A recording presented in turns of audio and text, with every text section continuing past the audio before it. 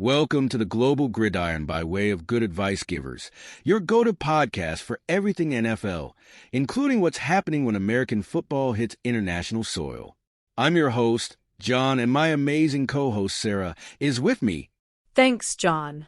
Hey, everyone. Today's episode is a special one. We're diving into the recent Chicago Bears versus Jacksonville Jaguars game that took place in London.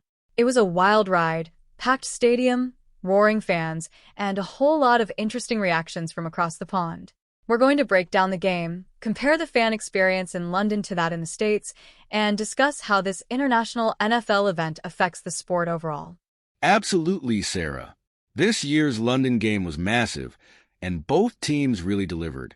I mean, what a game! Let's start with a quick recap for those who missed it. The Chicago Bears took on the Jacksonville Jaguars at Wembley Stadium, and it did not disappoint. The Jaguars, who are often considered London's adopted team because of how many times they played there, came out strong. But, as we know, the Bears have that solid defense. Exactly, John. The Bears' defense was rock solid, as always. They put real pressure on the Jaguars' quarterback, forcing a couple of turnovers that kept them in the game, despite some shaky moments from their own offense. The Jaguars, though, were hungry for a win. Their offense kept pushing back with some huge plays, especially from their running game. The back and forth was thrilling to watch, and I've got to say, that energy from the London crowd was palpable. Yeah, you're right. The crowd was into it from the very start. Even though a lot of people were there just to enjoy the spectacle, not necessarily because they were diehard Bears or Jags fans. Londoners have such an interesting approach to NFL games. It feels like more of a festival than the intense, sometimes hostile energy you might get from American crowds. Don't get me wrong, I love how passionate American fans are. But in London, it's more about appreciating the show. It felt more like they were at a celebration of American football. Oh, absolutely. It's that novelty factor, isn't it? Football, or American football as they call it, is still growing over there. So the London fans don't have the same deep-rooted allegiances that you'd see in Chicago or Jacksonville. They're there for the experience. Wembley was packed, but the vibe was different. More casual, but in a good way. You didn't get that feeling of intense rivalry like you would at Soldier Field when the Bears are hosting the Packers, for example. And the jerseys. I love seeing so many different teams represented in the stands. I saw people in Patriots, Steelers, even Dolphins jerseys. I think that shows how much NFL culture has been spreading overseas. Fans in London don't necessarily have a single team yet. They're still exploring the sport and the teams. Exactly. And it makes sense because the NFL is still building its fan base in the UK. They don't have the long-standing traditions like we do. But what they do have is curiosity and excitement, and you could see that. But speaking of the game itself, what did you think of the Bears' offense? Because I gotta be honest, they were a bit inconsistent. Yeah, that was the biggest issue for the Bears. Their defense kept them alive, but the offense struggled to find rhythm.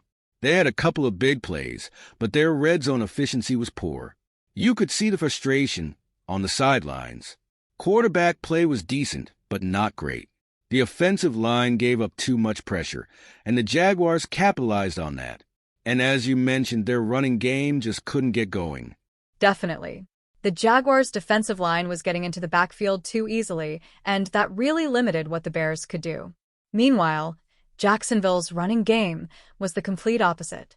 Their back was running through defenders like it was nothing. That's what really stood out to me, how physical the Jaguars were on offense. It's almost like the London atmosphere gave them a bit of extra juice.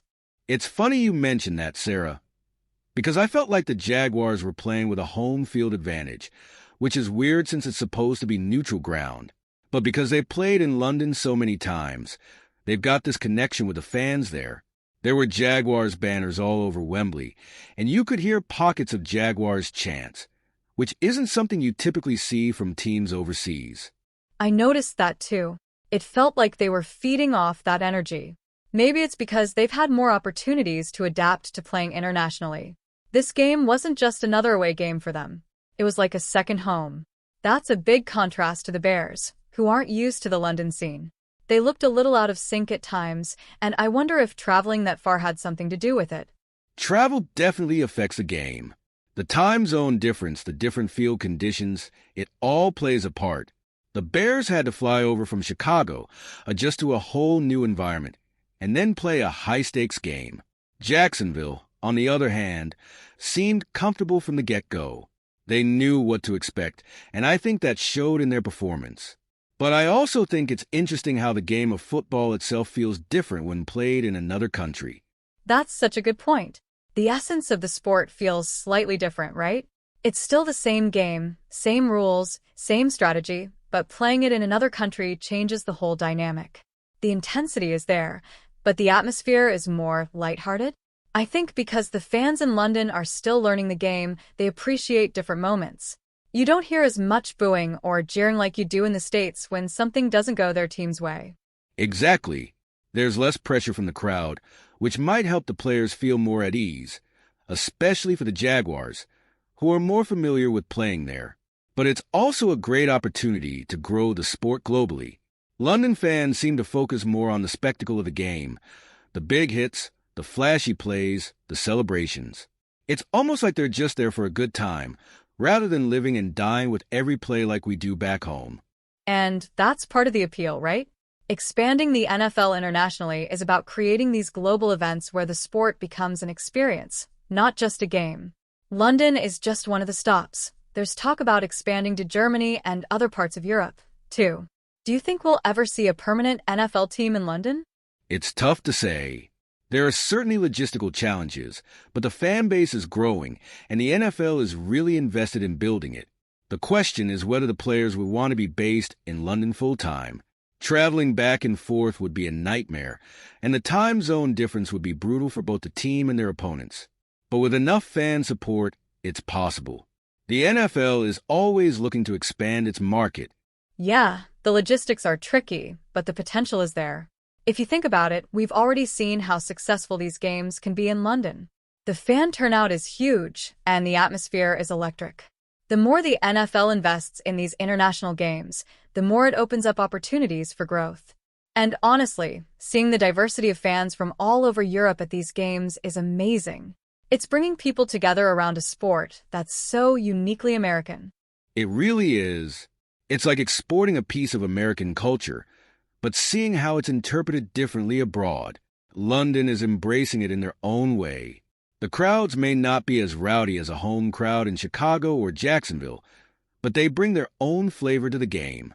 And I think that's great for the sport. The more people who fall in love with the game, the better. Absolutely. And after this game, I can see why the NFL keeps coming back to London.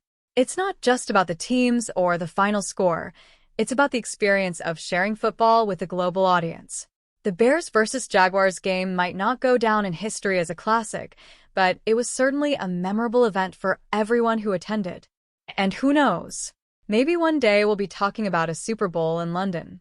Now, that would be something. Imagine the Super Bowl on international soil. I'm all for it. But for now, we'll just have to settle for these thrilling regular season games across the pond. Well, that wraps up today's episode. We hope you enjoyed our breakdown of the Bears versus Jaguars game in London.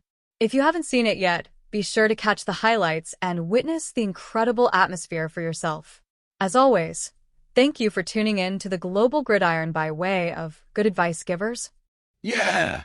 Thanks for listening. Don't forget to subscribe, share, and leave us a review. We'll catch you next time. Well, that wraps up today's episode. We hope you enjoyed our breakdown of the Bears versus Jaguars game in London. If you haven't seen it yet, be sure to catch the highlights and witness the incredible atmosphere for yourself. It's always exciting to see how football is evolving on an international stage. Absolutely. And before we go, we've got a favor to ask. If you're enjoying the Global Gridiron, make sure you hit that follow button on your favorite podcast platform. It helps us keep bringing you the best NFL content, whether it's games at home or abroad. And don't forget to download today's episode so you can listen on the go. Whether you're commuting, working out, or just relaxing, take us with you.